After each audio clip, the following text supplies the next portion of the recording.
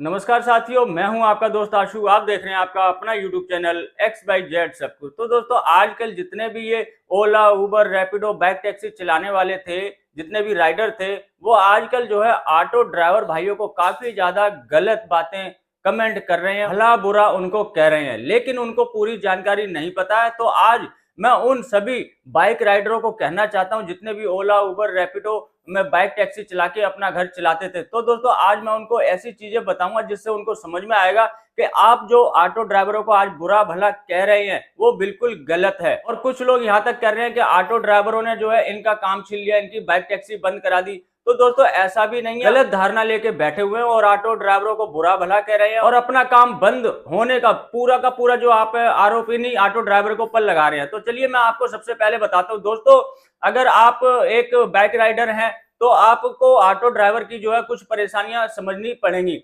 एक auto driver आज की डेट में, अगर आप दिल्ली के अंदर ऑटो खरीदते हैं तो अगर आप कैश पेमेंट करते हैं तो 7 लाख रुपए का ऑटो पड़ता है। वहीं अगर आप इसे फाइनेंस कराते हैं तो करीब करीब ये 10 लाख तक की इसकी जो है कॉस्ट पहुंच जाती है। तो दोस्तों, ये आप ये समझिए, जब कोई ड्राइवर 10 लाख की गाड़ी लेगा, उसके बाद उसका डॉक्यूमेंट बनाएगा, चाहे उसका कमर्शियल इंश्योरेंस हो, उसका लाइसेंस कमर्शियल हो, उसका बैच हो, उसकी फिटनेस हो, उसका परमिट हो। दोस्तों, इसमें क्लास भी लगाने पड़ती है। बहुत ज्यादा जो ड्राइवर का जो है समय भी खराब होता है और दूसरा उनके कई जो ऐसे डॉक्यूमेंट है काफी महंगे बनते हैं, जिसके चलते ऑटो दिल्ली के अंदर खरीदना और उसे चलाना कोई सस्ता सौदा नहीं है, काफी महंगा पड़ता है। करीब 10 लाख की गाड़ी खरीदने के बाद, इतने सारे डॉक्यूमेंट बनाने के बाद, प्रॉपर ड्रेस में चलना पड़ता है, तब जाके वो पूरे दिन में 500 से लेकर 700 रुपए कमा के अपने घर पे ला पाता है। और मैं बता दूं, ऑटो ड्राइवर जो इस बाइक टैक्सी का विरोध क्यों कर रहे हैं, तो बता देता हूं मैं आपको। ये जो ऑटो ड्राइवर है, ये सिर्फ बाइक टैक्सी का ही विरोध नहीं कर रहे हैं, ये जो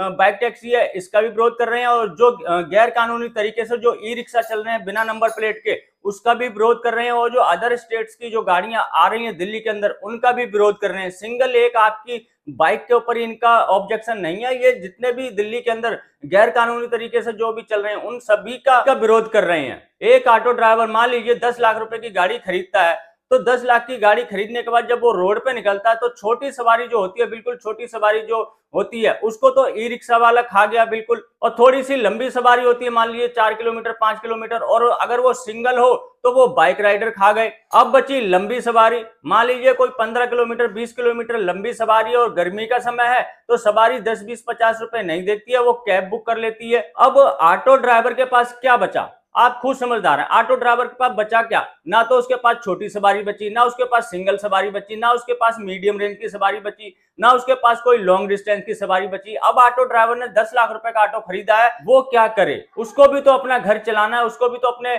बीवी बच्चों का पेट पालना, अपने बच्चों को पढ़ाना है, स्कूल की फीस है, सब कुछ है, कमरे का किराया भी देना है, सब कुछ काम करने हैं। 10 लाख की जो गाड़ी ली है उसकी किस्त भी देनी है। दोस्तों, 10 लाख की अगर आप गाड़ी लेंगे तो उसकी कम से कम 16-17 हजार रुपए महीने की तो किस्त जाती है, यानी कि आप समझ लीजिए 500 रुपए पर डे के हिसाब से तो उसकी गाड़ी की किस्त निकल जाती है। और सवारियां रोड पे उसको मिलेंगी नहीं, क्योंकि जितने भी बाइक राइडर हैं, चाहे ई रिक्शा है, चाहे फिर जो ओला उबर की कैब है जो लंबी सवारी ले जाते हैं, तो ऑटो टैक्सी वाला तो बीच में लटक गया, उसको तो ना छोटी सवारी मिली, ना बड़ी सवारी मिली, ना सिंगल सवारी मिली। अब वो करे तो करे क्या?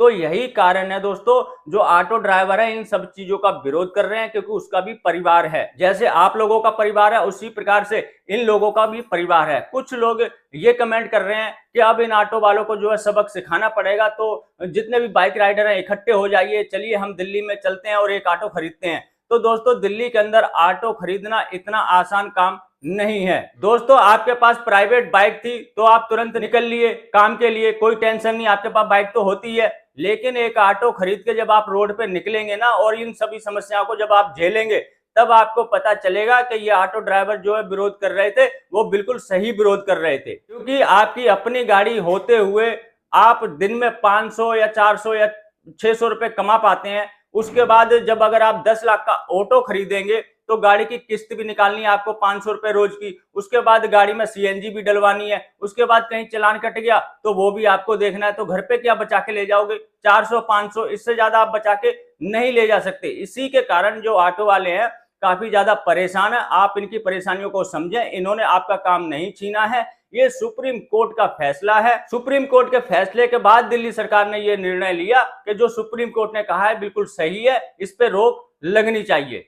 और रही बात विरोध करने की, तो दोस्तों आप वैसे भी गैर कानूनी तरीके से चल रहे थे, आपको कोई भी हक नहीं बनता है प्राइवेट गाड़ी लेके कमर्शियल काम करने का, आपको खुद पता होगा, आप खुद गैर कानूनी काम कर रहे थे, ये किसी ना किसी दिन तो बंद होना ही था। चलो ऑटो ड्राइवर के विरोध के कारण ही बंद हुआ, लेकिन इससे आप लोगों को भी तो काफी ज्यादा फायदा हुआ। अब दिल्ली सरकार जो है जागी तो सही, इसके ऊपर कोई कानून बनाने के लिए उत्साहित तो हुई, नहीं तो आपके ऊपर तो हमेशा तलवार लटकती रहती थी कि कब कोई पुलिस वाला पकड़ लेगा और हमारा चालान काट देगा। तो दोस्तों आप ऑटो ड्राइवरों को गलत सलत कहना बंद करें और पूरी जो मैंने अभी आपको सारी चीजें बताई हैं इस पे ध्यान दें। ऑटो ड्राइवर कोई आपके दुश्मन नहीं है, और अगर आप ऑटो लेके दिल्ली में चलाना चाहते हैं तो मैं और सभी ऑटो ड्राइवर आपका स्वागत करते हैं। आप आइए दिल्ली में ऑटो खरीदिए और ऑटो चलाइए, हम आपका पूरा सपोर्ट करेंगे। तो बस दोस्तों जो भी मुझे जानकारी आपको देनी थी बस यही थी। आशा करता हूं कि आप समझ गए होंगे कि ऑटो ड्राइवर क्यों विरोध कर रहे हैं। तो दोस्तों बाइक टैक्सी की जो भी नई अपडेट आएगी उसको पाने के लिए चैनल को सब्सक्राइब जरूर कर लें, क्योंकि दोस्तों हमारे चैनल पर जब कोई नया कानून आता है या नया रूल आता है, कुछ भी होता है, सारी जानकारी सबसे पहले हमारे चैनल पर मिलती है। तो चैनल को सब्सक्राइब करके रखें। तो मिलते हैं किसी और जानकारी से भरपूर वीडियो में, तब तक के लिए